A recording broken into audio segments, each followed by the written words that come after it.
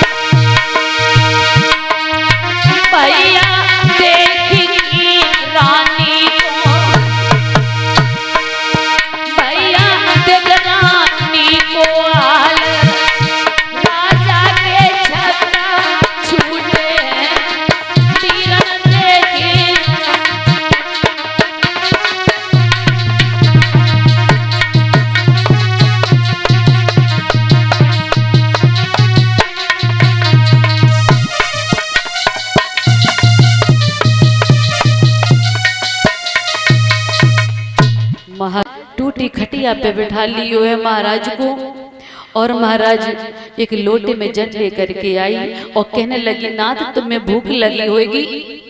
वो तान पात कहने लगे, रानी हाँ बहुत तेज से भूख लगी है। महाराज सुनीति गई, एक जौ की रोटी रखी थी, उस जौ की रोटी पर सुनीति ने महाराज नमक को रख दियो है और लेकर के आई, लो स्वामी खा लीजिए। जैसे ही महाराज ने जौ की रोटी को देखो है महाराज, कौर को तोड़ा, मुंह में दिया तो निवाला अंदर नहीं जा रहा है। उत्तान पात की आंखों से अश्रु की धारा बह रही है। सुनीति कहने लगी, महाराज